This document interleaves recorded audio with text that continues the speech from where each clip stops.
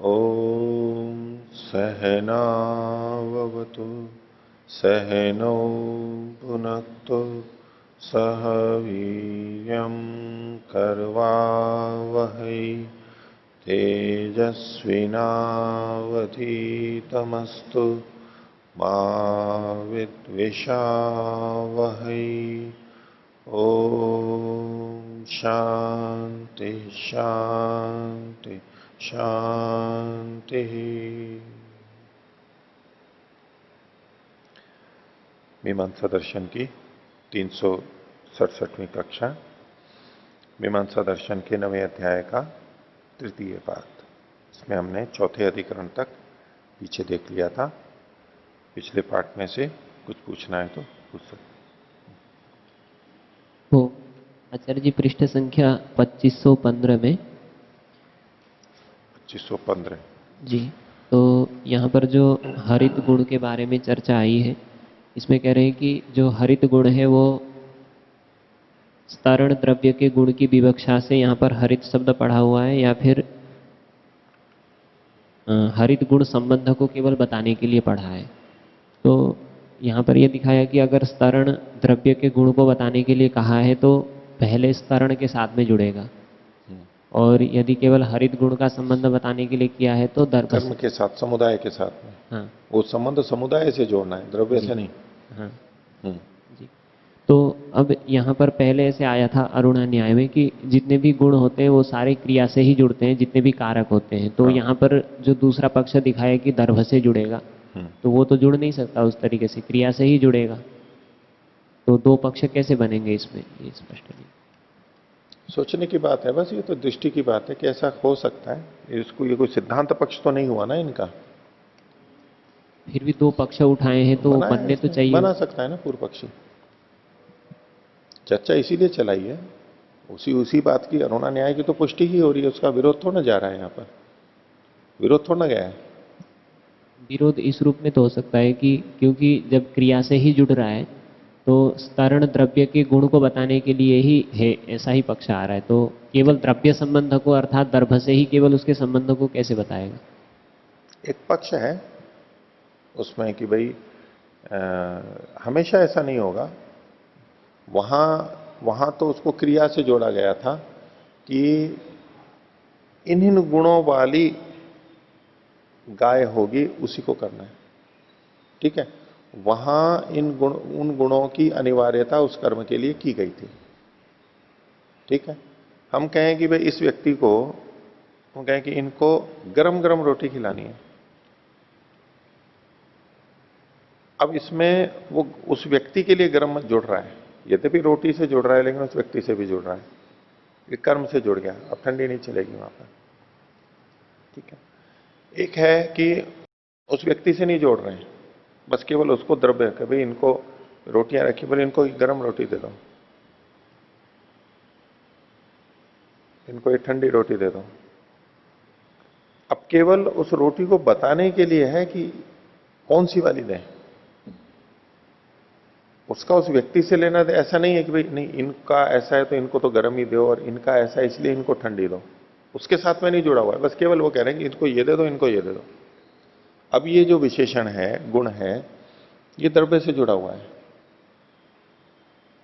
आगे से नहीं जुड़ा हुआ है, उस व्यक्ति से नहीं जुड़ा हुआ है। ऐसे ही यहां पर हरित शब्द केवल दर्भ से जुड़ा हुआ है,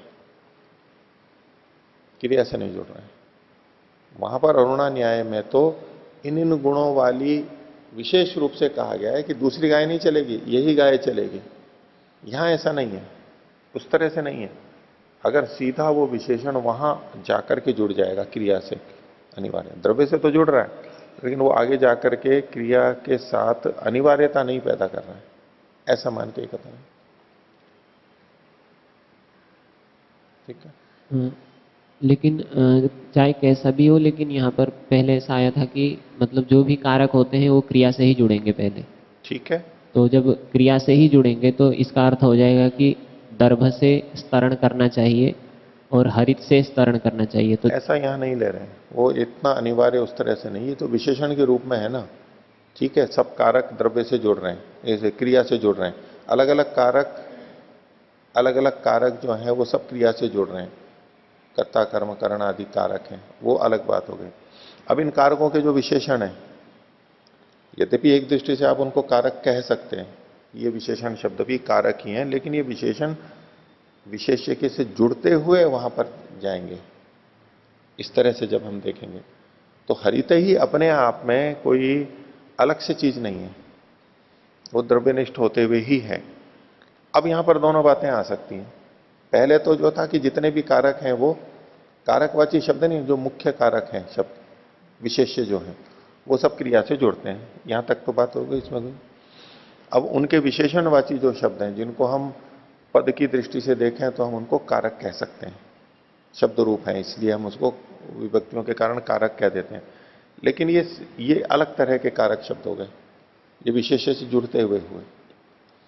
अब ये दोनों प्रकार के हो सकते हैं, ये विशेष्य से जुड़ते हुए अनिवार्य रूप से क्रिया से जुड़ रहे हो, ऐसे में हम वो अरुणा न्याय से सीधे भी जोड़ सकते हैं इनको कि नहीं ये हरितपना चाहिए ही, यहां पर हरा ही होना चाहिए। एक है केवल बताने के लिए सामान्य द्रव्य को जो इससे जोड़ते हुए, उसका क्रिया से सीधे संबंध जुड़ा हुआ नहीं है, ये तो भेद यही तो यहां पर कर रहे हैं, ये एक दृष्टि हो सकती है। जी दूसरा है जो 2524 में हाँ,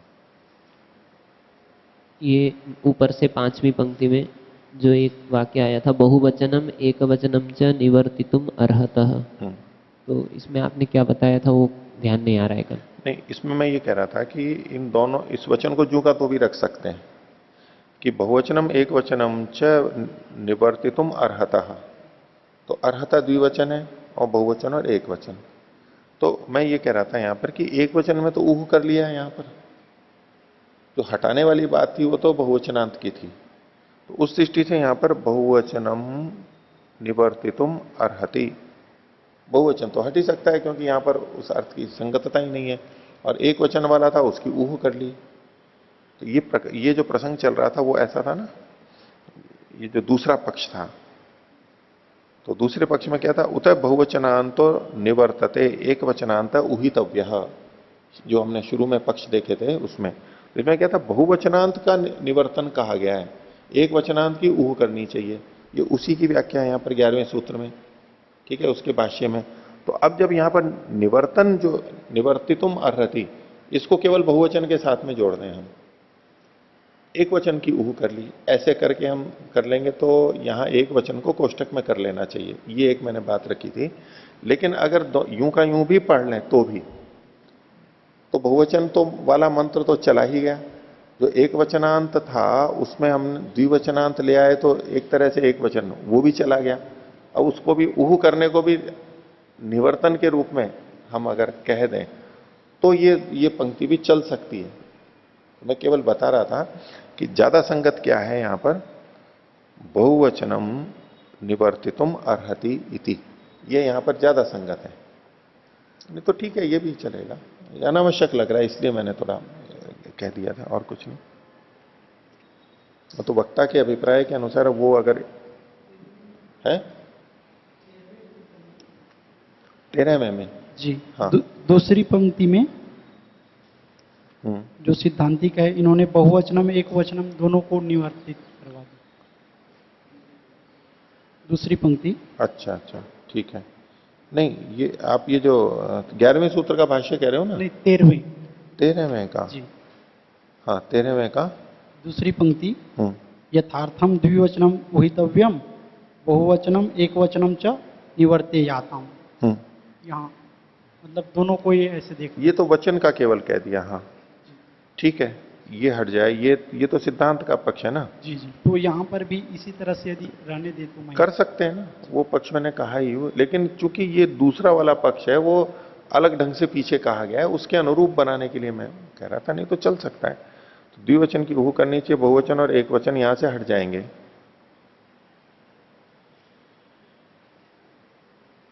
क्योंकि देखो ना, इसके ऊपर भी यहां जो लिखा है 24वें पृष्ठ पर ही है, तस्मात द्विवचनम उह्येता।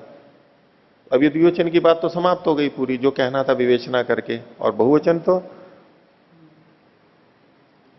बहुवचनम च निवर्तितुम अर्हति, इस तरह से हो सकता है। है?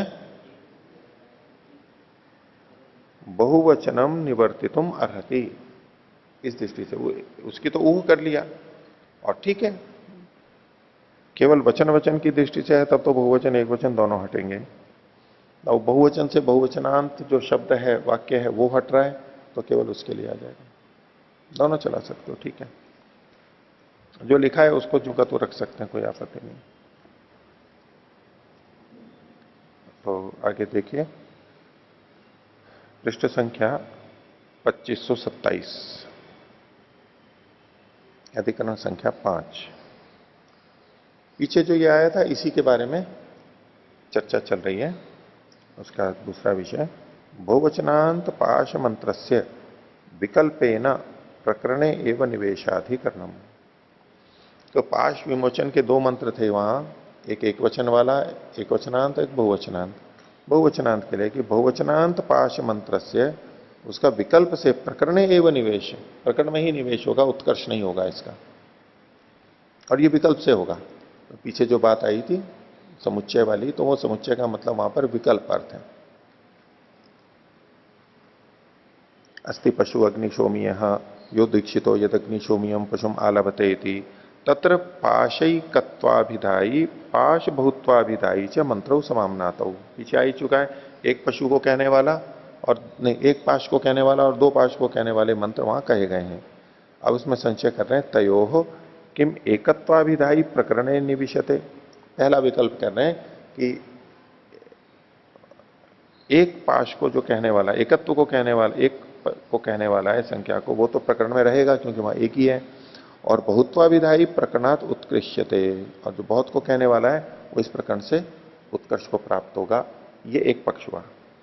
उत दूसरा पक्ष है, उभावपि प्रकरणम अभिनिविशेते, एक ही मात्रा जोड़ लेना, शेते अभिनिविशेते। तो अथवा ये जो दोनों ही है प्रकरण में अभिनिवेश को, अभिवेश को प्राप्त होते हैं, यानी वहीं पर रहते हैं, अभिनिवेश को प्राप्त होते हैं, वहीं पर रहते हैं। किम प्राप्तम, तो पूर्व पक्षी कह रहा है बहुत्वाभिधायी उत्कर्षव्य इति, बहुत्वाभिधायी को, मंत्र को, उसका उत्कर्ष करना चाहिए कहीं और जगह। कुतः बहु नाम ही स पाशा नाम मोचक, बहुत सारे पाशों का मोचक है वो तो। न च प्रकरणे बहवा पाशा संति, या प्रकरण में तो बहुत सारे पाश है नहीं। तस्मात् प्रकरणे असंबध्यमानो यत्र बहवा पाशा तत्र नियेता। तो प्रकरण से चूंकि असंबद्ध हो रहा है, इसलिए जहां अधिक पाश होंगे वहां पर इसको ले जाया जाना चाहिए, वहां संगत है। जैसे कि ये बोल रहे हैं उसको, यथा युवम ही स्थ स्वपति इति द्वयोर यजमानयो प्रतिपदम कुर्यादिति है। स्वरपति, हाँ स्वरपति, युवम ही स्थ स्वरपति, तुम दोनों स्वर्ग के स्वामी हो, स्वर्ग के पति हो। युवम ही स्थ स्वरपति, इसको विपरीत अल्प विराम में लीजिए, ये प्रतीक हो गया, ये प्रतीक है। युवम ही स्थ स्वपति इति द्वयोर यजमानयो, दो यजमानों के लिए ये प्रतिपदम कुर्यात, ये प्रतिपद करते हैं।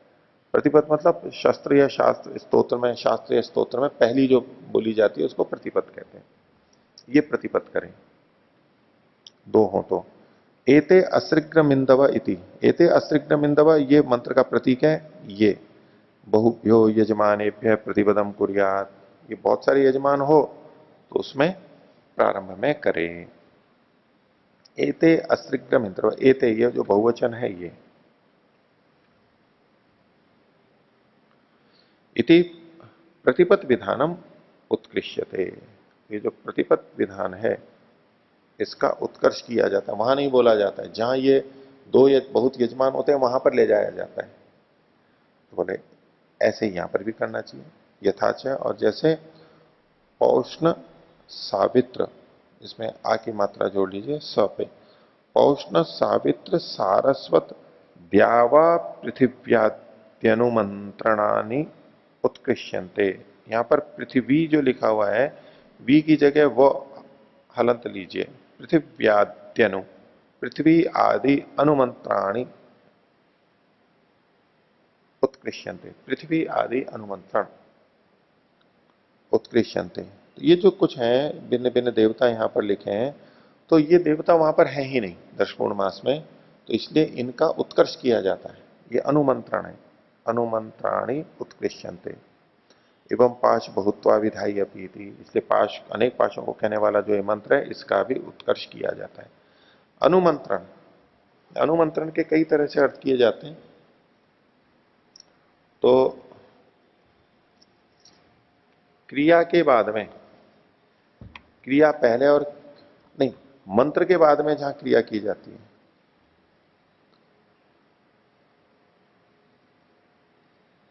जहां मंत्र बोलने के बाद में क्रिया की जाती है,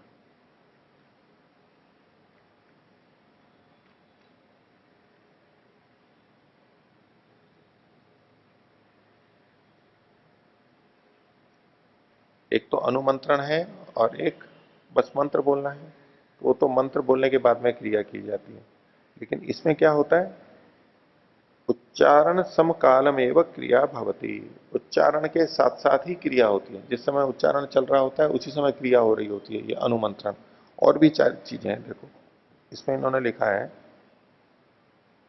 इष्टि पशु सोम यज्ञेशु, यज्ञेशु इष्टि में, पशु सोम याग में, इनमें अनुमंत्रण, अभिमंत्रण, आप्यायन और उपस्थानाम चतुर्णाम मंत्राणाम, ये चार प्रकार के मंत्र हैं।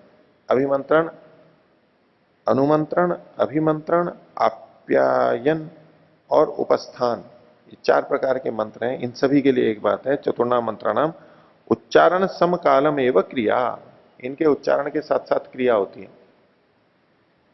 भवती। और कर्मकरण मंत्राणाम तो, जो कर्म को करने वाले मंत्र हैं उनमें तो उच्चारणानंतरम क्रिया भवती, उच्चारण के बाद में क्रिया होती है।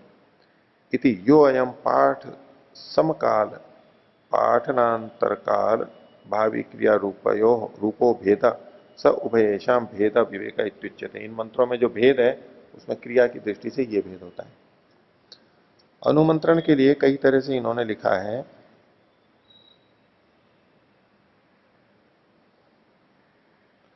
एक और इसमें, ये तो एक मैंने नीचे भेद की बात कही ये, लेकिन ऊपर देखो एक अलग ढंग से लिखा है, इष्टि पशु सोम यज्ञेशु स्वयं अन्येन वा कर्मणि कृते सति, स्वयं या किसी अन्य कर्म के कर लेने पर तत्पश्चात तत्कर्म करण मंत्रोच्चारणम, उसको कर्म को करने वाले मंत्र का उच्चारण अनुमंत्रण कहलाता है। सामान्य मंत्र तो क्या थे, मंत्र के बाद में क्रिया हो रही है। फिर अनुमंत्रण का इन्होंने दूसरा एक लक्षण दिया कि क्रिया के साथ साथ वो मंत्र बोले जाते हैं। और एक और ये क्या कहा, क्रिया होने के बाद में जो बोले जाते हैं वो अनुमंत्रण कहलाएंगे। तो क्रिया के पहले तो नहीं बोले जाएंगे, या तो क्रिया के साथ साथ बोले जाएंगे या क्रिया के बाद में बोले जाएंगे, इनको अनुमंत्रण कहते हैं।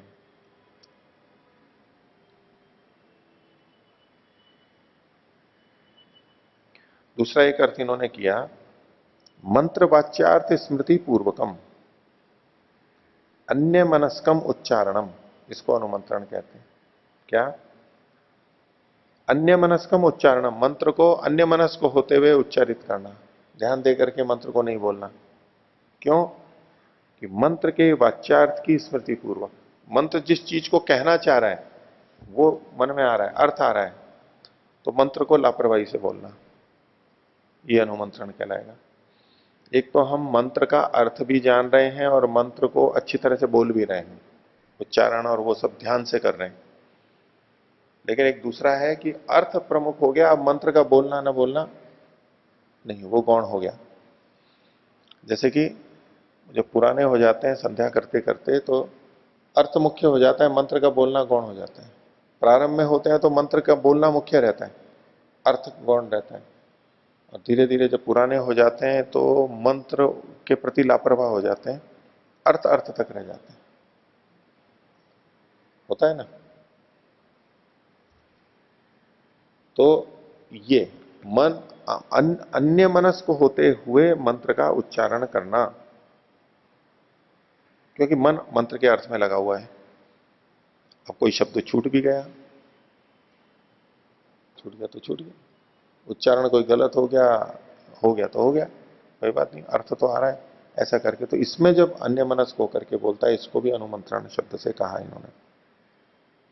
तीसरा एक अर्थ है अनुमंत्रणम उपांशु भवति, उपांशु करता है। इसमें बात तो वही है, क्योंकि जब उपांशु कर रहा है तो मंत्र के उच्चारण के प्रति वो अन्यमनस्क हो गया है। अब जोर से नहीं बोल रहा है वो, जब पूरा जोर से अच्छी तरह से बोल रहा है स्पष्ट, तब तो मंत्र के उच्चारण के प्रति जागरूक रहता है।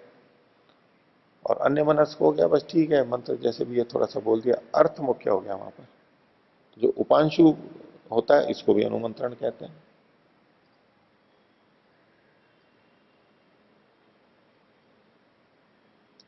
दूसरा अनुमंत्रण का एक उन्होंने क्या कि मंत्रम उच्चारयन एवं मंत्रार्थत्वेन संस्मरेत, मंत्र को उच्चरित करते हुए मंत्रार्थ के रूप में भी उसको स्मरण कर रहा है साथ ही साथ में, ये भी अनुमंत्रण कहलाएगा। क्योंकि जो अर्थ का चिंतन कर रहा है वो मंत्र के प्रति कुछ ना कुछ तो उपेक्षा करेगा ही, ये तो अर्थ चिंतन कैसे हो सकता है। एक है कि अर्थ चिंतन में नहीं, मंत्रोच्चारण में ही पूरी शक्ति लगा रहा है, और जब अर्थ चिंतन आएगा तो मंत्र में तो शिथिलता आएगी ही। तो उसे कि मंत्रम उच्चारयन एव मंत्रार्थत्वेन संस्मरेत शेषिनम तन्मना भूत्वा स्याद एतद अनुमंत्रणम।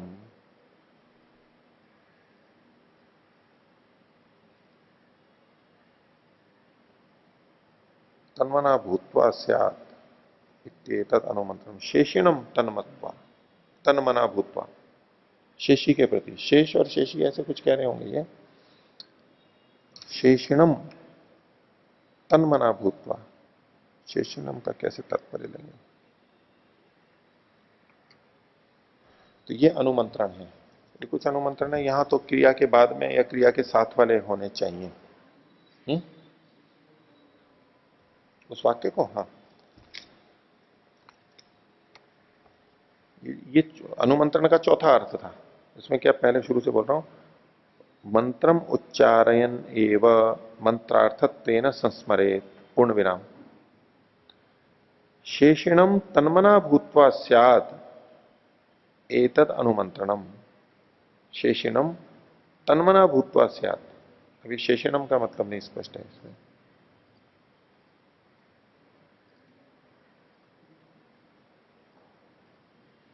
शेष और शेषी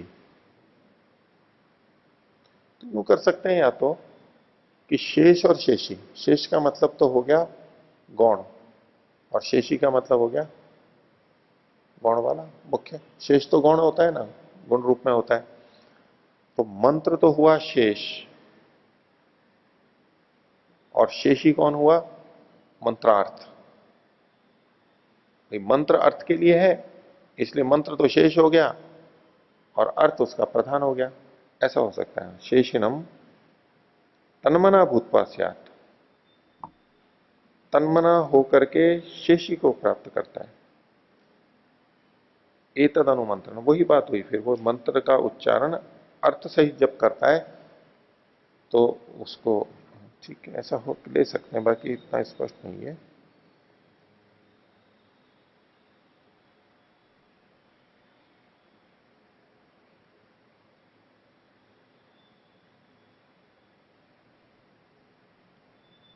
ठीक है,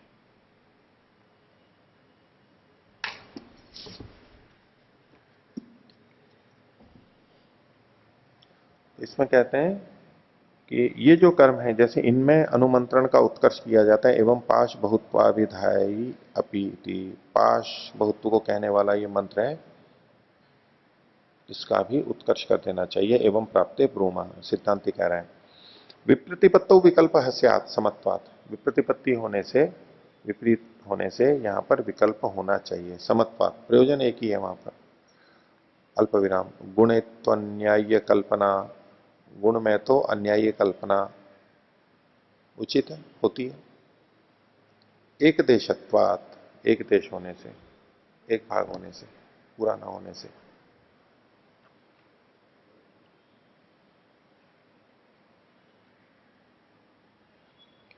गुण में, गुणित्व अन्याय कल्पना, ये न्याय भी चलता है, न्याय भी है ये।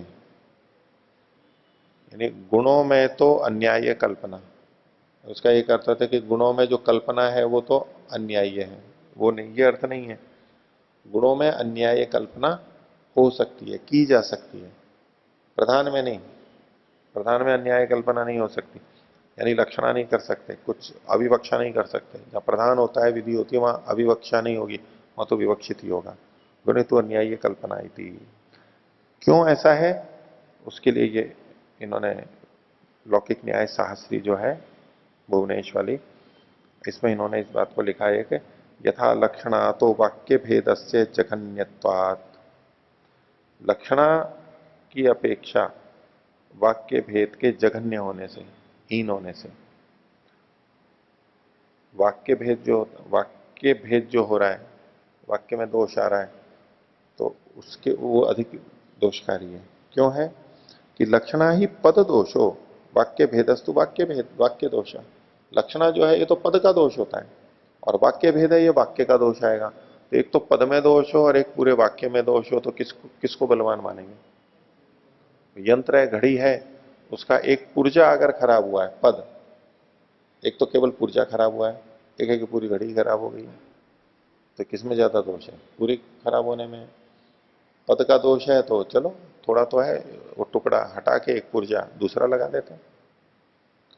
तो पद दोषो, लक्षणा ही पद दोषो वाक्य भेदस्तु वाक्य दोष।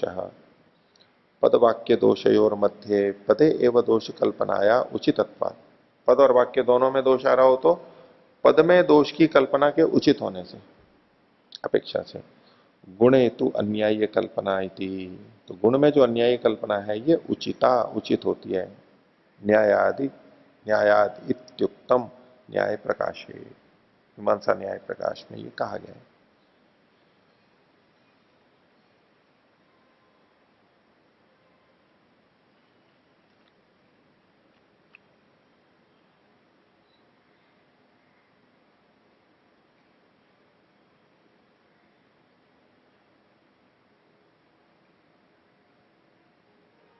मूल में कल्पना नहीं करनी चाहिए, मूल में भूल नहीं होनी चाहिए।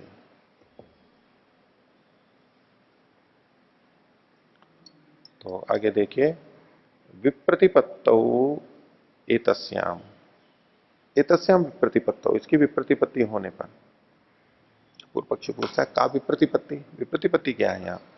सिद्धांत कह रहा है यत प्रकृतौ एकः पाशः पाश बहुत्वा विधायी च मंत्र, प्रकृति में पाश तो एक ही है और मंत्र जो है वो बहुत पाशों को कहने वाला है।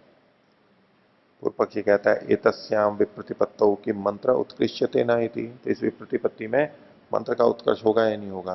तो सिद्धांति कहता है न उत्कर्षव्य, मंत्र का उत्कर्ष नहीं होगा, यहां से नहीं जाएगा कहीं।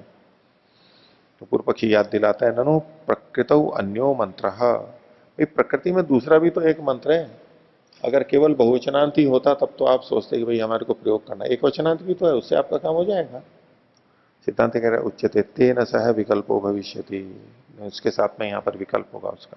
कुतः पाश प्रातिपदिकार्थस्य प्रकृतौ विद्यमानत्वात् उत्कर्षो न न्याय्य, बोले जो पाश प्रातिपदिक है, बहुवचनांत जो पाश प्रातिपदिक है, उसका अर्थ यानी पाश, ये तो यहां पर प्रकृति में विद्यमान है, इसलिए उत्कर्ष नहीं करना चाहिए। यदि पाश ही नहीं होता प्रकृति में तब तो उत्कर्ष कर सकते थे, लेकिन पाश तो है कम, वचन भले ही नहीं आ रहा है लेकिन पाश तो है, तो इसलिए उत्कर्ष नहीं करना चाहिए। पूर्व पक्षी कहता है नो बहु पाश वचना ऐसा मंत्र, फिर याद दिला रहा है उसको, बोले ध्यान ही नहीं दे रहा है कुछ लोग। बोले ये मंत्र तो बहुत पाश का वाचक है, प्रकृत तो एक है पाश है, प्रकृति में तो एक ही पाश है, तस्मात तत्र न संभवती थी, इसलिए वहां पर ये मंत्र संगति नहीं है। उस पर सिद्धांत कह रहा है उच्चते बहुनपि असौ पाशान वदन बहुत्वाधिष्ठानम द्रव्यम प्रकाशयत्येव, ये बहुत सारे पाशों को कहता हुआ भी बहुत्व का जो अधिष्ठान द्रव्य है उसी को प्रकाशित करेगा। ये जो शब्द है ये बहुत पाशों को कह रहा है, लेकिन वास्तव में किसको प्रकाशित करेगा? बहुत्व का जो अधिष्ठान द्रव्य है उसको प्रकाशित करेगा, उसको बताएगा।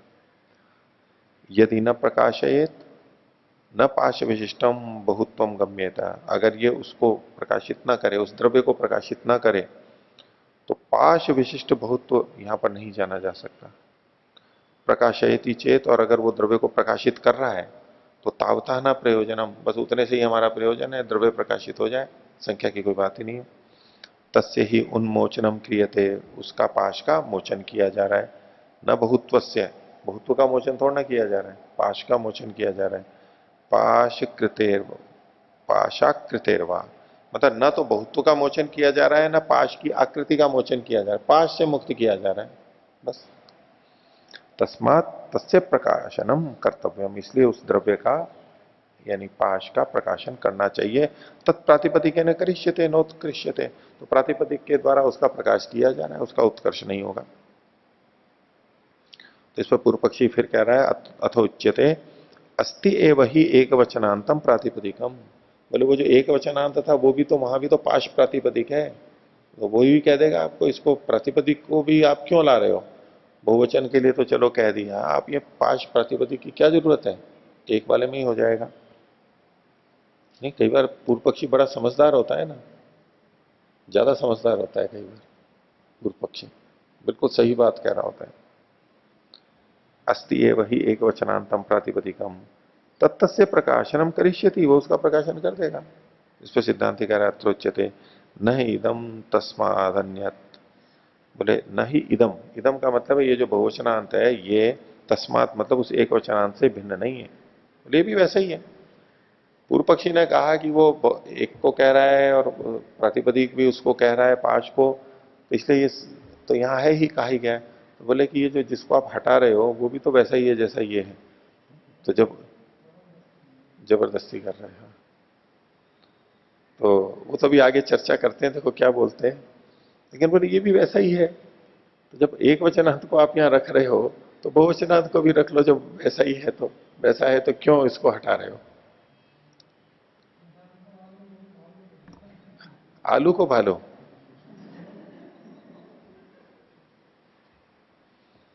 इतनी भ्रांति तो किसी को नहीं होगी, पढ़ने पढ़ाने में तो हो सकती है आलू को भालू, कम दिख रहा हो तो, व्यवहार में तो ऐसी भ्रांति नहीं होगी। नहीं, बहुवचन को एक मान लो ऐसा थोड़ा ना कह रहे हैं, नहीं नहीं, ऐसा नहीं कह रहे हैं।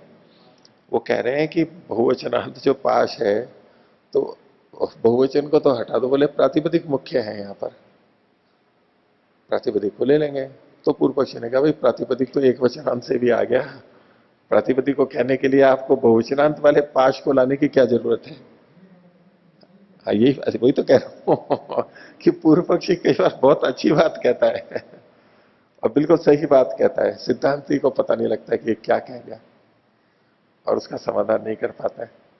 तो पूर्व पक्षी भी बहुत विशेष होते हैं, सामान्य नहीं होते।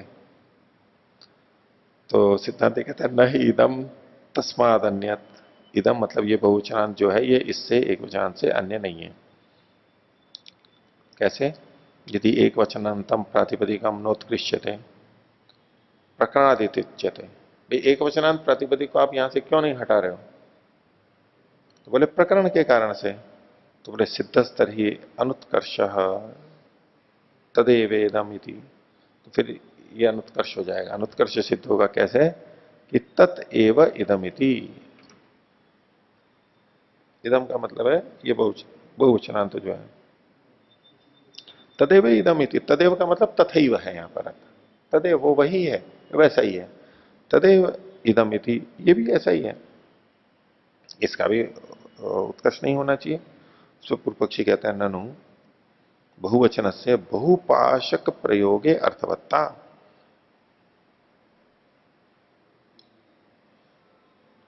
बोले कि इस बहुवचन की, इस ज्ञान की, इस बहुवचन का मतलब ये बहुवचन प्रत्यय के ऊपर केंद्रित है, प्रकृति प्रत्यय दो अलग अलग मान के चल रहे हैं ना, तो उन्होंने बहुवचन से बहुपाशक प्रयोगे अर्थवत्ता, जब बहुत सारे पाश होगा वहीं सार्थकता होगी, तस्मात् उत्कर्षव्य, इसको उत्कर्ष करना चाहिए। और तत् उत्कृष्यमाणम, तत् मतलब वो बहुवचन प्रत्यय, वो उत्कृष्यमाण होता हुआ एक देशत्वात्, उस बहुवचनांत शब्द का एक देश होने के कारण से प्रातिपदिकम उत्कर्षति इति, वो प्रातिपदिक का भी उत्कर्ष कर देगा। अगर ये माना भी जाए कि भाई प्रातिपदिक की यहां पर जरूरत है, जैसे एक वचनांत के प्रातिपदिक की आवश्यकता है, ऐसे बहुवचनांत का प्रातिपदिक भी संगत हो गया। तो पूर्व पक्षी ये कह रहा है कि बहुवचन, अच्छा चलो प्रातिपदिक तो है यहां पर पाश, लेकिन ये जो प्रत्यय वाला अर्थ है, प्रत्यय तो नहीं है यहां पर, प्रत्यय तो संगत नहीं है, तो जहां बहुवचन है वहां ये जाएगा, और ये जाएगा तो ये चूंकि एक अंश है उसका, तो अपने साथ साथ प्रातिपदिक को भी ले जाएगा। उसको भी खींच के ले जाएगा। तो तत् उत्कृष्यमाणम एक देशत्वात् प्रातिपदिकम उत्कर्षती थी उच्यते, इस पे सिद्धांति कह रहे हैं। गुणे तु अन्याय कल्पना स्यादिति, गुण में तो अन्याय कल्पना होती है, न प्रधान है, प्रधान में नहीं हो सकती है, ये साथ में विशेष बात कहती है। गुण में तो अन्याय कल्पना हो सकती है, लेकिन प्रधान में नहीं हो सकती। कैसे? बोले गुणश्च विभक्त्यर्थ, ये जो विभक्ति का अर्थ है ये गुण है यहां पर। प्रधानम प्रातिपदिक अर्थ है, और प्रातिपदिक का जो अर्थ है वो प्रधान है। प्रातिपदिक और प्रत्यय में कौन प्रधान होता है? प्रकृति प्रत्यय में कौन प्रधान है? प्रत्यार्थ प्रधान होता है। तो इनका सिद्धांत है प्रातिपदिक, प्रकृति प्रधान होती है। पीछे भी आया था अभी, यहां पर भी इस बात को ये जोर से कह रहे हैं। क्यों है उसके लिए इनका हेतु है, हेतु दे रहे हैं आगे। प्रकृति की प्रधानता है या प्रत्यय की प्रधानता है? दोनों में से प्रकृति की प्रधानता है, प्रत्यय की नहीं। प्रधानम प्रातिपदिकार्थ, क्यों? प्रातिपदिकार्थ विशेषो विभक्त्या अभिधीयते, प्रातिपदिकार्थ का जो विशेष है वो विभक्ति के द्वारा कहा जाता है। विभक्ति क्या कर रही है आके? प्रातिपदिक के ही तो विशेष को बता रही है। प्रातिपदिक में तो वो सारे अर्थ है ही, उसके किसी विशेष अर्थ को आके बता रही है। तो प्रातिपदिकार्थ विशेषो विभक्त्या अभिधीयते सति प्रातिपदिकार्थे विभक्त्यर्थे न भवितव्यम, प्रातिपदिकार्थ के होने पर ही विभक्ति अर्थ आएगा, विभक्ति अर्थ के होने पर प्रातिपदिक अर्थ नहीं आएगा। किसके होने पर कौन आता है? प्रातिपदिक अर्थ के होने पर विभक्ति अर्थ आता है। प्रातिपदिक नहीं हो तो प्रत्यय लाओगे कहां से? व्याकरण की दृष्टि से भी देखो तो, और व्यवहार की दृष्टि से भी, वो एक वचन द्विवचन या लिंग आदि जो भी हम कोई से भी प्रत्यय लाते हैं, कारक वगैरह जो भी लेना हो, वहां मूल तत्व ही नहीं है अभी, तो आप क्या करोगे उसको? कोई मतलब ही नहीं है। ये हेतु है इनका, देखो। तो सती प्रातिपदिकार्थ विभक्त्यर्थे न भवितव्यम न च विकृत प्रातिपदिकम अस्ति, और विकृति में प्रातिपदिक है ही नहीं, प्रातिपदिक अर्थ नहीं है। अनारभ्य अभिहितम प्रकृतिम प्रविशति, बोले जो अनारभ्याधीत विधियां होती है वो भी प्रकृति में प्रवेश कर जाती हैं। जो प्रकरण में नहीं पढ़ी गई होती हैं वो भी प्रकृति में आ जाती हैं। कि मंगा पुनः प्रकृतौ एव अभिहितम, जो प्रकृति में पढ़ा गया है वो तो प्रकृति में क्यों नहीं आएगा? अनारभ्याधीत भी प्रकृति में आ जाती है। तो जो प्रकृति में पढ़ा गया है, इस प्रकरण में पढ़ा गया है, वो यहां से बाहर फेंक दिया जाएगा? वो तो यहां रह ही सकता है, क्यों नहीं आ सकता है? कि मंगा पुनः प्रकृतौ एव अभिहितम तस्मात यत्र प्रातिपदिका अर्थ तत्र विभक्त्यर्थो भविष्यति, जहां प्रातिपदिका अर्थ है वहीं विभक्त्यर्थ होगा, दूसरी जगह नहीं होगा। यहाँ जो बोला है नीचे से तीसरी पंक्ति में, न च विकृतो प्रातिपदिकम अस्ति, विकृति मतलब कर्म में, प्रातिपदिक मतलब प्रातिपदिक का अर्थ वो है ही नहीं वहां विकृति में, जहां विकृति में नहीं है। यहाँ तो है ना प्रकृति में। पीछे जो प्रकरण आया था उसमें तो पाश को विकृति में बताए थे कि है? पीछे जो प्रकरण आया था उसमें विकृति में पाश है, ऐसा प्रकरण। हाँ नहीं, वहां तो कुछ जगह तो रहेगा ही, वहां तो होता ही है। यहाँ पर जहां होगा, जहां नहीं होगा वहां नहीं होगा। दूसरे ढंग से यूं कहें कि शब्द नहीं है वहां पर, शब्द नहीं है वहां पर, मान लो पाश तो है, लेकिन यहाँ प्रातिपदिक अर्थ नहीं लिखा है, केवल सीधा प्रातिपदिक लिखा है। न विकृतो प्रातिपदिकम अस्ति, विकृति में प्रातिपदिक नहीं है, इसलिए वहां पर बहुवचन भी नहीं जा रहा है। यहां प्रातिपदिक है इसलिए यहां पर बहुवचन प्रत्यय आ रहा है। कुल इससे केवल ये बताना चाह रहे हैं कि जहां प्रातिपदिक के अनुरूप प्रत्यय आता है, प्रातिपदिक और प्रत्यय में प्रातिपदिक प्रधान है। ठीक है?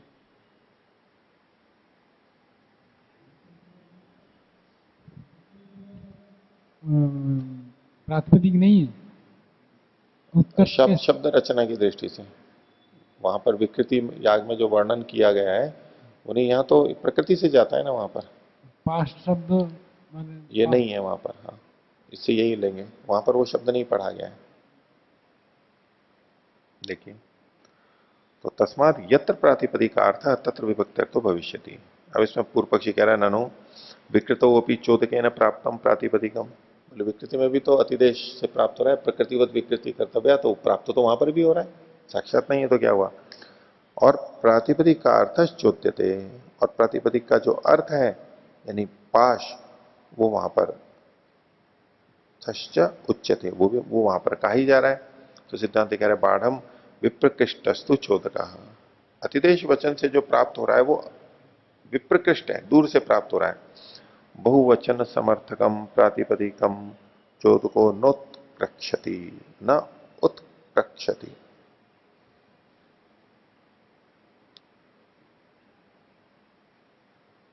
बहुवचन का समर्थक जो प्रातिपदिक है उसको, ये प्रातिपदिकम मतलब ये द्वितीय एक वचन है, उस प्रातिपदिक को चोदक वचन उठा करके नहीं ले जा सकता। तस्मात् प्रातिपदिकम एक देशत्वात् बहुवचनम आक्रक्षति।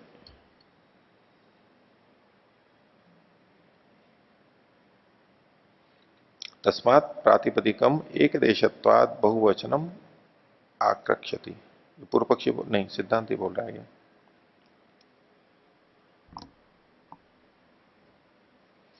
एक देश होने के कारण से प्रातिपदिक को बहुवचन खींच लेगा, नहीं प्रातिपदिक जो है वो बहुवचन को खींच लेगा। तस्मात् प्रातिपदिकम, ये प्रातिपदिक है प्रथमा का एक वचन, और बहुवचनम है ये द्वितीय का एक वचन है, तो इसलिए प्रातिपदिक बहुवचन को एक देश होने के कारण से, इसलिए प्रातिपदिक ये तो हुआ कर्ता, एक वचन एक देश होने से बहुवचन को खींच लेगा, क्योंकि जो बहुवचन है उसका एक देश है प्रातिपदिक का, उसको ये खींच लेगा। न च प्रकृतौ अनर्थकम एव बहुवचनम, और दूसरे ढंग से कह रहे हैं कि प्रकृति में जो ये बहुवचन है ये अनर्थक नहीं है, केवल अनर्थक ही नहीं है। पाश कृतिकस्य ही तदुन्मोचने कर्म संबंधम करोति, तो ये जो पाश के द्वारा किए गए और उसके मोचन में ये कर्म के संबंध को करता है। ये जो द्वितीय विभक्ति है ना, उसका अर्थ यहां पर ऐसा लिया गया, पाशाकृतिकस्य, जो पाश की आकृति वाला है उसके उन्मोचन में कर्म के साथ में इसको संबंध जोड़ रहा है।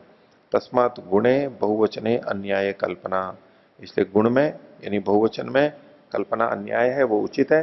न प्रधाने प्रातिपदिकार्थे, गुण का मतलब यहां पर हो गया बहुवचन यानी प्रत्यय। तस्मात् गुणे, गुणे का मतलब है बहुवचन यानी प्रत्यय, प्रत्यय में, क्योंकि प्रत्यय और प्रातिपदिक में ही देख रहे हैं कि कौन गुण है और कौन प्रधान है। तस्मात् गुणे, गुण में यानी बहुवचन में, प्रत्यय में अन्याय कल्पना उचिता, न प्रधान प्रातिपदिक अर्थ है, जो प्रातिपदिक का अर्थ है प्रधान उसमें नहीं है। किम पुनः अन्यायम, अन्याय क्या है यहां पर, यद बहुत्वम गम्यमानम अविवक्षितम इत्युच्यते, ये तत्कल्प्यताम, ये उच्यते के बाद पूर्ण विराम है, इसको हटा लीजिए। तो यद बहुत्वम गम्यमानम, जो बहुत्व वहां पर पता लग रहा है वो अविवक्षित कहा जा रहा है, ये कल्पना में किया गया है, इसलिए ये अन्याय है। न तो प्रकृतो प्रातिपदिक, प्रातिपदिकार्था, धा की जगह था, प्रतिपदिकार्था विधानम अन्यायम कल्पयितव्यम, लेकिन प्रकृति में प्रातिपदिक के, प्रातिपदिक से प्रातिपदिकार्थाभिधानम, प्रातिपदिक के द्वारा प्रातिपदिक का प्रातिपदिक के अर्थ को कहना, इसको अन्याय नहीं कह सकते, अन्याय कल्पित नहीं किया जा सकता, क्योंकि वहां प्रातिपदिक है, प्रातिपदिक का अर्थ है।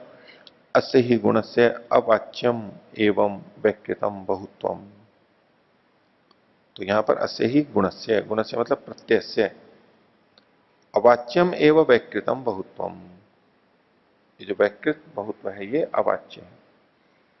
क्यों, सन्निधाना भावा, सन्निधि नहीं है वहां पर, एक ही है वहां पर, अनेक है ही नहीं, इसलिए इसको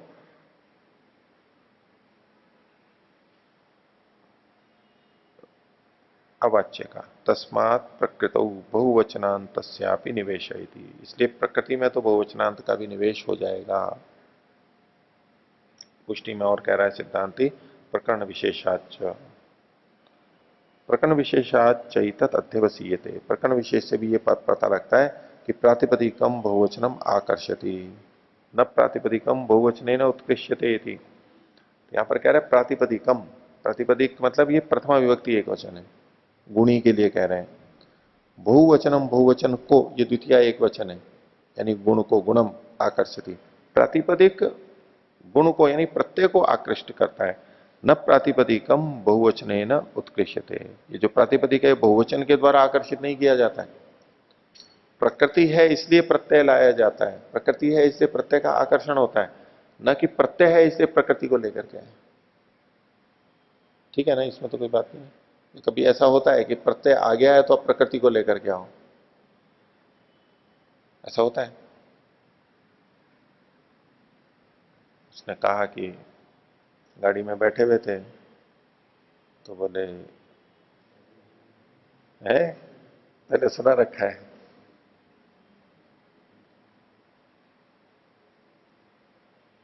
उसने कहा कि बीड़ी के लिए माचिस है क्या? मांग लेते हैं ना, तो बीड़ी तो अपने पास होती है और माचिस मांग लेते हैं, लेकिन तो माचिस है क्या? उचित है ना मांगना, किया जा सकता है ना। तो बोले हाँ है, तो माचिस दे दी, उसने माचिस ले ली। अब बोले माचिस के लिए बीड़ी है क्या? माचिस तो आ गई उसके पास में, पहले तो क्या बीड़ी के लिए माचिस है क्या, तो माचिस ले ली। और कह रहे माचिस के लिए बीड़ी है क्या? ऐसा कोई पूछता है क्या कि मेरे पास माचिस है और माचिस के लिए मेरे को बीड़ी चाहिए? वो उदाहरण मैं गलत दे रहा हूं आपको, लेकिन तो चुटकुला है ये इस तरह से। अब ये प्रधान और गौण देखो, इसके अंदर कौन प्रधान है, कौन किसके लिए? तो माचिस बीड़ी के लिए है, तो ये तो कह सकते हैं कि हाँ बीड़ी के लिए माचिस चाहिए, वो दे दो। अब माचिस रखी भी है, कोई यूं कहता है क्या कि भाई मेरे पास चाचा भाई माचिस रखी है, मेरे को बीड़ी चाहिए माचिस के लिए बीड़ी चाहिए? कभी भी नहीं होता ऐसा। तो मेरे को दूध पीना है, दूध के लिए गिलास चाहिए, ये तो ठीक है उदाहरण है, दूध और गिलास। तो उसको सामने वाले को कहा कि भाई आपके पास दूध के लिए गिलास है क्या? ये तभी तो कहेंगे जब दूध हमारे पास है, क्योंकि दूध मुख्य है, गिलास दूध के लिए है। तो हम कहेंगे भाई दूध के लिए गिलास है क्या? बोले हाँ हाँ ले ना। लेकिन कहेंगे भाई पानी पीने के लिए गिलास है क्या? बोले हाँ ले। अब गिलास दे दिया, बोले गिलास के लिए दूध है क्या? ये कोई बात तो नहीं। तो ये प्रधान और गौण का है। तो प्रातिपदिक और प्रत्यय में यही बात है। ऐसा कभी भी नहीं कहेंगे कि ये प्रत्यय आ गया तो प्रातिपदिक को लेकर के आया। एक भी सिद्धि ऐसी नहीं होगी ना व्याकरण में, ऐसी कोई सिद्धि आती है क्या? नहीं, सूत्र ने प्रत्यय को कह दिया है तो अब इसको सिद्धि करने के लिए उसके लिए प्रातिपदिक को लेकर के आते हैं। नहीं करते हैं ना भाई, सूत्र ने प्रातिपदिक को तो कहा नहीं है, सूत्र ने तो प्रत्यय को कहा है, सूत्र ने तो केवल प्रत्यय को कहा है। अब हमारे को सिद्धि करनी है तो उस प्रत्यय के लिए हम शब्द लेकर के आते हैं ना, प्रातिपदिक भी लेकर के आते हैं, फिर उसकी सिद्धि करते हैं ना। प्रत्यय के लिए प्रातिपदिक लेके आते हैं ना। अब बात बताना क्यों नहीं लेके आते हैं? सूत्र में प्रत्यय कहा, सो ज समोर्चस, ये सारे प्रत्यय बता दिए, बोले ये प्रातिपदिक से होते हैं। अब उन प्रत्ययों को बताना है हमारे को, इस प्रत्यय से कैसे बनता है। ठीक है, निष्ठा प्रत्यय होता है, बोले कैसे होता है निष्ठा, समझाना निष्ठा प्रत्यय को है, तो उसके लिए कोई प्रातिपदिक लेके आते हैं ना, सिद्धि बनाते हैं। तो प्रत्यय के लिए प्रातिपदिक लेकर के आते हैं, फिर प्रत्यय से जोड़ करके उसका अर्थ बताते हैं। अब वहां पर क्या मुख्य हो गया? प्रत्यय के लिए प्रातिपदिक हुआ, और चूंकि प्रत्यय को समझाना ही वहां पर प्रयोजन है, ये किस अर्थ में आता है, तो वो एक अलग संदर्भ है, उससे इसको नहीं जोड़ना। अगर वहां पर भी आप देखेंगे अगर दूसरे ढंग से, ये तो मैं आपका वैसे ही दूसरे ढंग से अर्थ बता रहा था कि देखो ये इसका अपवाद है, वास्तव में नहीं है। वहां पर समझाने के लिए तो हो सकता है, क्योंकि प्रयोज्य प्रयोजक में भेद हो सकता है, हमारे उद्देश्य विधेय में अलग अलग हो सकते हैं। लेकिन वहां पर भी जब शब्द बन रहा है तो प्रातिपदिक से ही वो प्रत्यय आ रहा है। जो भी हमारे जिससे भी प्रत्यय आना है तो प्रातिपदिक पहले होना चाहिए। प्रातिपदिक नहीं है तो प्रत्यय नहीं आएगा। सिद्धि करेंगे तब तो हमारे को ये लेना ही पड़ेगा, सूत्र को समझने के लिए पहले लेना पड़ेगा।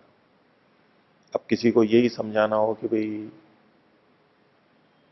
ये जो नीति करते हैं उसका जो लोटा होता है उसका प्रयोग कैसे किया जाता है, ठीक है, सिखाना है जहां पर कि नीति कैसे की जाती है और इससे जल कैसे लिया जाता है, कैसे पिया जाता है। तो वैसे अगर यूं देखें तो जो नीति करता है तो वो लोटा जल के लिए है या जल लोटे के लिए है? लोटा जल के लिए है, क्योंकि जल को हमारे को करना है इधर। लेकिन जिस समय सिखाना होता है, अब कहेंगे भाई आज क्या सिखाएंगे, बोले भाई इस लुटिया का प्रयोग बताएंगे, तो बोले इसके लिए पानी लेकर के आओ भाई। अब चूंकि सिखाना प्रयोजन है, अब वो जो जल है वो इस लुटिया के लिए है। अभी इस स्थिति में प्रयोजन बदल गया ना।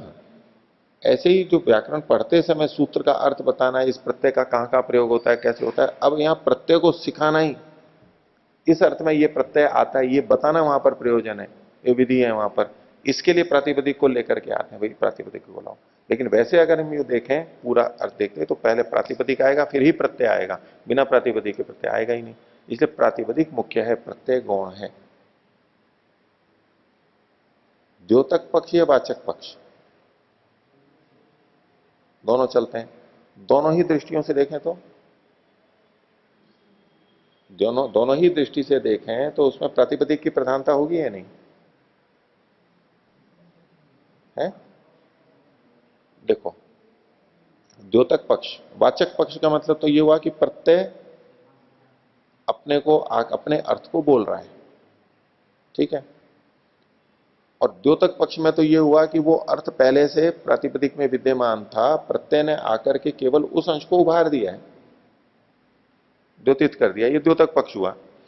तो द्योतक पक्ष में तो प्रातिपदिक की प्रधानता है ही, क्योंकि वो सारे के सारे अर्थ प्रातिपदिक में बैठे हुए थे, इसने तो आकर के केवल उसको उभारा है, द्योतित किया है, उसका अपना तो ना अर्थ है, सारे अर्थ इसी में विद्यमान थे प्रातिपदिक में, तब तो प्रातिपदिक की प्रधानता है ही, कोई दो राय नहीं। लेकिन अगर आप वाचक पक्ष भी माने तो भी प्रातिपदिक से चूंकि प्रत्यय आ रहा है, प्रत्यय का अपने आप में प्रयोग ही नहीं होता है। वो एक दो सिद्धियां हैं जहां पर कि प्रातिपदिक पूरा चला जाता है, केवल प्रत्यय बसता है, लेकिन वहां भी प्रातिपदिक आकर के गया हुआ है और प्रातिपदिक का अर्थ वहां विद्यमान है, दिख नहीं रहा है, इतना ही है। लेकिन प्रत्यय हमेशा जहां भी आएगा वो प्रातिपदिक से ही आएगा, भले ही प्रत्यय वाचक हो, अपने अर्थ को खुद लेकर के आ रहा है, एक वचन द्विवचन या कारक या तो लिंग आदि का जो भी है, अपने अर्थ को कह रहा है तो भी वो प्रातिपदिक के आश्रय से ही रहता है। प्रातिपदिक नहीं है तो वो आ नहीं सकता। प्रातिपदिक तो बिना प्रत्यय के रह लेता है, या तो आएगा तो हमारे मन में जो विवक्षा है सबसे पहले हमारे मन में प्रातिपदिक आएगा और फिर हम प्रत्यय लेकर के आएंगे।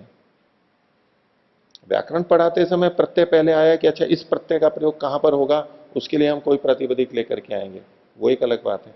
नहीं तो प्रातिपदिक पहले आएगा। तो वाचक पक्ष में भी प्रातिपदिक ही प्रधान रहेगा, वो प्रधान है तो इसी के अनुसार फिर होगा ये। इसलिए प्रत्यय में तो अन्याय्य कल्पना हो सकती है, प्रधान में नहीं हो सकती। अगर दोनों में हमारे पास विकल्प आ रहा हो कि अन्याय कल्पना किस में करें, प्रत्यय में करें या प्रातिपदिक में करें, तो गुणे तो अन्याय कल्पना वो अपेक्षा से कम दोष वाली है, वो की जा सकती है। लेकिन हम प्रत्यय का अर्थ रखने के लिए प्रातिपदिक को वहां पर बदल दें, प्रातिपदिक के अर्थ को बदल दें, ये तो अधिक दूर वाली बात हो गई। ये वाक्य या शब्द का अर्थ करते समय नहीं होगा। प्रातिपदिक पढ़ा है तो प्रातिपदिक लेना पड़ेगा। हाँ, प्रातिपदिक में हम अभिधा ना करके लक्षणा में जाते हैं, वो सब ठीक है, वो हो सकता है। प्रातिपदिक अभिधा में लिया जा रहा है या लक्षणा में लिया जा रहा है, उसके अनुसार प्रत्यय होगा। लेकिन फिर भी प्रत्यय से प्रधानता तो प्रातिपदिक की ही होगी। हम केवल प्रत्यय का अर्थ ले लें और प्रातिपदिक अपने मन से ले आए। कहीं अष्टाध्यायी में कहीं सूत्रों में कहा है भाई प्रत्ययों का तो कह दिया, सुपों की जगह सुप कोई भी हो जाएंगे या तो व्यत्यय कर देंगे। प्रकृति का व्यत्यय कहीं कहा है? कहीं प्रत्ययों का ही तो व्यत्यय कहा है। व्यत्यय अगर करें उसकी जगह वो आ जाए तो प्रत्ययों का ही तो व्यत्यय होगा, विभक्ति कारक का। प्रकृति का व्यत्यय थोड़ा ना होता है कोई है। वर्ण व्यत्यय तो होता है प्रकृति नहीं, के वर्ण अंदर। व्यत्यय तो हो जाएगा, हाँ वो वर्ण व्यत्यय हो जाएगा, लेकिन मानी प्रकृति हम यूं कह रहे हैं, हम कहें कि राम के लिए, अब उसमें हो सकता है कि हम कभी राम के लिए तो नहीं है, राम से होना चाहिए, तो यहां पर ये तो कर सकते हैं भाई, राम को दे नहीं रहे हैं हम, राम से उल्टा ले रहे हैं, तो फिर वहां संगति लगाएंगे लक्षणा में, भाई ठीक है राम से ले तो रहे हैं लेकिन ये राम के लिए राम से ले रहे हैं हम, राम के लिए, राम की प्रसन्नता के लिए राम से ले रहे हैं, राम को पुण्य हो जाए इसलिए राम से ले रहे हैं। दान जो लेते हैं ना, उसमें हमारा पुण्य थोड़ा ना घटेगा, हम तो उसके लिए उससे दान ले रहे हैं, समझिए।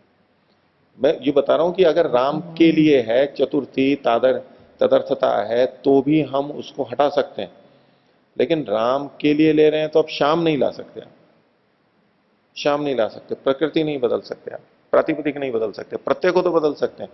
तो कुल मिला के ये है कि प्रातिपदिक की प्रधानता है, प्रकृति की प्रधानता है। अगर प्रकृति और प्रत्यय दोनों में देखा जाए तो प्रकृति की प्रधानता है।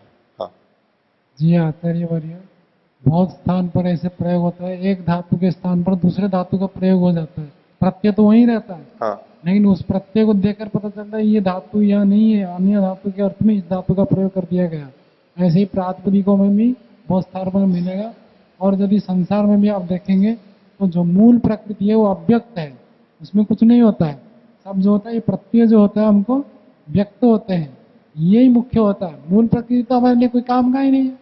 मूल प्रकृति किसी काम की नहीं है। हाँ, हमको विकृति से लाभ उठाना है। ये प्रकृति मतलब सत्वर स्तंभ विकृति की जो है ये प्रत्यय है, नहीं, प्रकृति नहीं है। विकृति प्रत्यय नहीं है, ये विकृति प्रत्यय है। नहीं, बिल्कुल नहीं। हमको जो भी ज्ञान हो रहा है ये सब प्रकृति में नहीं है, प्रकृति तो अव्यक्त है।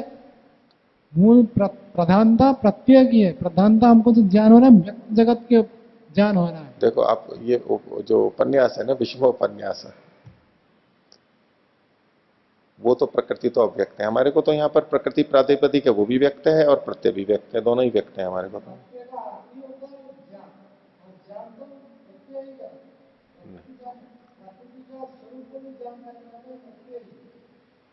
देखो इसमें तो मैं तो उदाहरण का तो सामने देख नहीं रहा हूं, देखो उससे नहीं जुड़ेगा। ठीक है, मूल प्रकृति का हम ज्ञान नहीं कर पाते हैं, हम विकृति से ही प्रयोग करते हैं, तो यहां यूं कह सकते हैं भाई व्यवहार हम निर्मित शब्दों का ही करते हैं, सुबंत तिगंतों का ही करते हैं, मूल प्रातिपदिक को लेकर के अपदम न प्रयुंजित वाली बात है, ये हम उसको अकेले में प्रयोग नहीं करते हैं।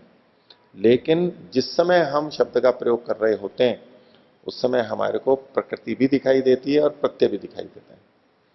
ये जो आपने उदाहरण दिया इसमें तो प्रकृति तो अव्यक्त है, हमारे को प्रकृति तो दिखाई नहीं देती यहां पर, हमारे को तो विकृति ही विकृति है। और ये जो प्रत्यय आता है वो प्रकृति से भिन्न आता है। उदाहरण का वैषम्य मैं बता रहा हूं, प्रकृति और विकृति में दो अलग अलग चीजें हैं। यहां पर तो वो प्रकृति ही विकृति के रूप में आ जाती है, कोई नई चीज आकर के उससे जुड़ जाती है प्रत्यय की तरह से और फिर उसमें कुछ आ रहा है, ऐसा तो है ही नहीं। एक देश ही होता है, तो जो मुख्य अंश होता है वो तो लगाना पड़ेगा। एक देश तो होता है, मैं एक देश के कारण से खंडन नहीं कर रहा हूं, मैं कहूं कि भाई शब्द तो श्रोत्रग्राही है और प्रकृति तो श्रोत्रग्राही नहीं है, शब्द तो गुण है, प्रकृति तो द्रव्य है, इसलिए आपका उदाहरण ठीक नहीं है। मैं ऐसा करूं तो ये जाति गलत होगा, ये ऐसे खंडन करूं तो गलत होता। लेकिन जो मुख्य बात है वो दृष्टांत के साथ में जो जुड़नी चाहिए वो तो लेनी ही होगी ना, ये दृष्टांत की बात ही नहीं है, क्योंकि आप उसके आधार पर यहां सिद्ध कर रहे हो कि प्रकृति यानी तो प्रातिपदिक है वो गौण है, ऐसा नहीं है। प्रातिपदिक मुख्य है, प्रत्यय गौण है, यह सिद्धांत है। इससे व्याकरण का भी कोई विरोध नहीं होता है, कहीं व्याकरण का विरोध नहीं होता है। अब व्याकरण में ठीक है कि प्रकृति प्रत्यय सहार्थम ब्रूतः, प्रकृति और प्रत्यय मिलकर के अर्थ को कहते हैं, ठीक है। और उसमें एक में प्रकृति की प्रधानता मानी गई है और एक में प्रत्यय की प्रधानता मानी गई है।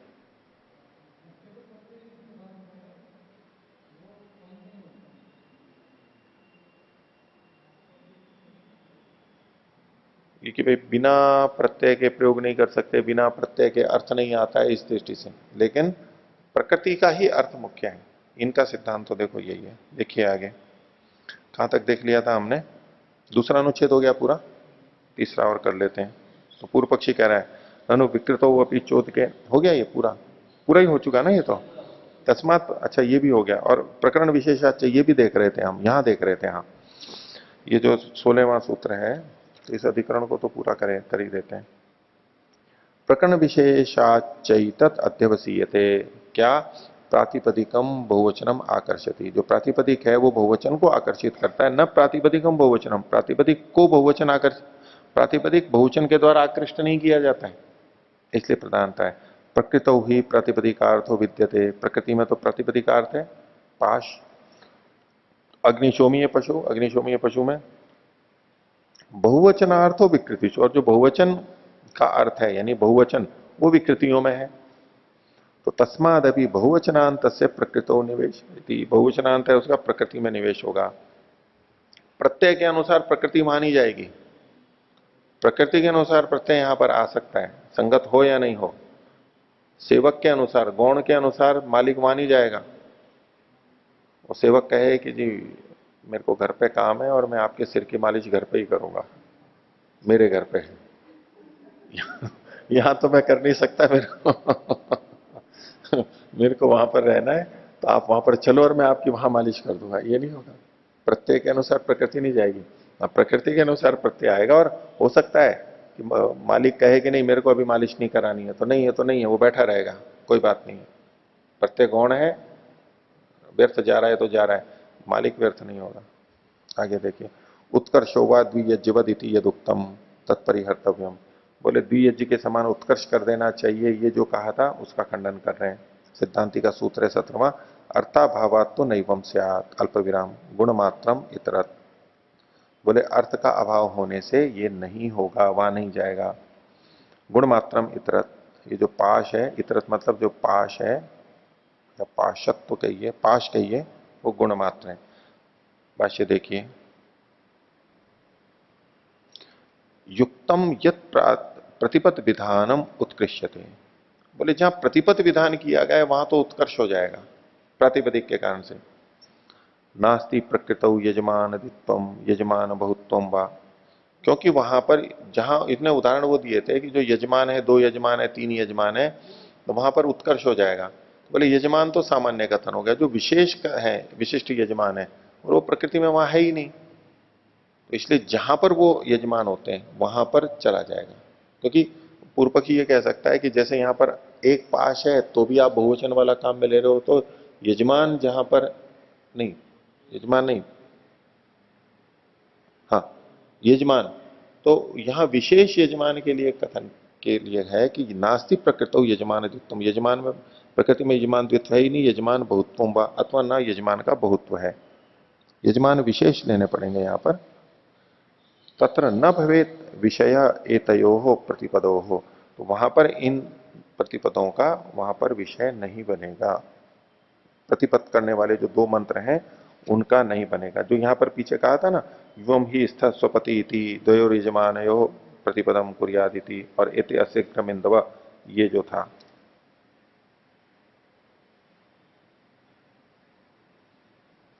यह तो गुणमात्रम नास्ति बहुत्वम, बोले यहां पर जो ये बहुत्व है ये गुणमात्र नहीं है। अन्य तो अन्य तपी, अन्य भी कह रहे हैं बहुवचन से प्रयोजनम, यहां पर तो बहुवचन का प्रयोजन है, 2 या 3 का, द्विवचन बहुवचन का यहां पर प्रयोजन है। कैसे? मुचिना संबंध, मोचन के साथ में, कर्म के साथ में इसका संबंध है। न च अनेक प्रयोजनम अन्यतमेन प्रयोजनेन न प्रयुज्यते, जो अनेक प्रयोजन वाला होता है यदि उसमें कोई एक ही प्रयोजन हो तो उसका प्रयोग नहीं किया जाए, ऐसा नहीं होता है। अनेक प्रयोजन वाला होता है, इसका कोई एक प्रयोजन भी सिद्ध हो रहा है तो भी उसका प्रयोग कर लिया जाता है। न ही उल्का प्रकाशेन अप्रयुज्यमाना भस्मना न प्रयुज्यते इति, उल्का का प्रकाश है, आकाश से गिरी हुई उल्का ले लीजिए, अथवा तो वैसे उल्मुख वगैरह जो जलाते हैं, मशाल आदि लकड़ी को जो जलाते हैं, तो उससे 2 प्रयोजन सिद्ध होते हैं। एक तो जलाते हैं तो जलती है तो प्रकाश आता है, और दूसरा उसकी राख है तो उसका भी प्रयोग हो जाता है बर्तन आदि मांजने में, सफाई के लिए। 2 प्रयोजन है। तो कहे कि जिसने उसके प्रकाश का प्रयोग नहीं किया वो राख का भी प्रयोग नहीं करेगा, ये तो कोई बात नहीं हुई। ठीक है, उसने प्रकाश का प्रयोग नहीं किया तो नहीं किया, राख का प्रयोग कर रहा है। और दूसरा है जिसने प्रकाश का प्रयोग कर लिया लेकिन राख का प्रयोग नहीं कर रहा है, तो भी कोई बात नहीं है, प्रयोग तो कर सकता है फिर भी वो।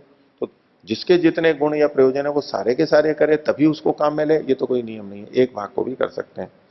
तो नहीं उल्का प्रकाश न अप्रयुज्यमाना भस्मना न प्रयुज्यते तस्मात् विषमम प्रतिपद्भ्याम इदमिति। जो प्रतिपद का आपने उदाहरण दिया था वो तो विषम उदाहरण है, वो यहाँ संगत नहीं है। वहां तो हो जाएगा, वहां तो उत्कर्ष होना चाहिए, यहाँ नहीं होगा। 18वां सूत्र पूर्व पक्षी का है, द्यावोस तथा इति चेत। बोले पीछे द्यावा पृथ्वी आदि का कहा था, उसके समान हो जाना चाहिए। तो अतः यदि उत्तम द्यावा पृथ्वी आदि नाम अनुमंत्राणाम यथो यथा उत्कर्ष तथा अस्य इति। तो जैसे अनुमंत्रणों का उत्कर्ष था वैसे इसका भी होना चाहिए। तत्परिहर्तव्य, उसका परिहार कीजिए। तो उसका उत्तर दे रहा है सिद्धांति 19वें सूत्र में, न उत्पत्ति शब्दत्वात्। बोले एक अनुमंत्रण के तुल्य नहीं है, क्योंकि यहां ये उत्पत्ति शब्द है। नहीं तत् अनुमंत्रेण तुल्यम, उसके समान नहीं है। न ही दर्श पूर्णमासयोर द्यावा पृथिव्यादि नाम उत्पत्तौ शब्दो अस्ति। बोले दर्श पूर्णमास में द्यावा पृथ्वी आदि का कोई उत्पत्ति वचन यानी विधि वचन यहां पर नहीं है। लेकिन अस्तित्व यह पाशस्य उत्पत्तौ शब्द, पाश की उत्पत्ति का तो यहां पर शब्द है।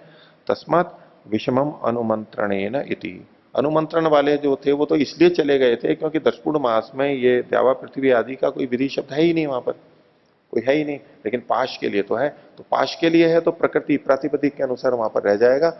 भले ही बहुवचन नहीं है तो गुण में तो अन्यायी कल्पना चलेगी। ये मंत्र यही रहेगा, बाहर उत्कर्ष को प्राप्त नहीं होगा। और यहां पर इसका विकल्प होगा, एक मंत्र वाला भी बोल सकते हैं और बहुत मंत्र वाला भी बोल सकते हैं, दोनों में कोई आपत्ति नहीं है। तो आज का पाठ इतना ही रखते हैं। प्रणव।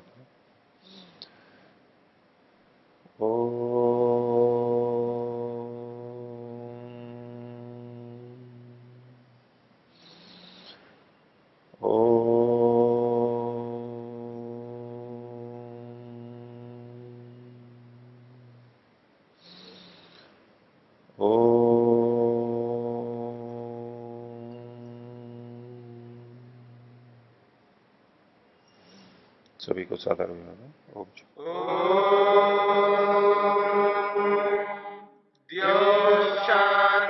शांतिरंतरिक्षम शांति पृथिवी शांतिरापः शांतिरोषधयः शांति वनस्पतयः शांतिर्विश्वे देवा शांतिर्ब्रह्म शांति सर्वं शांति शांतिरेव शांति क्षमा शांतिरेधि।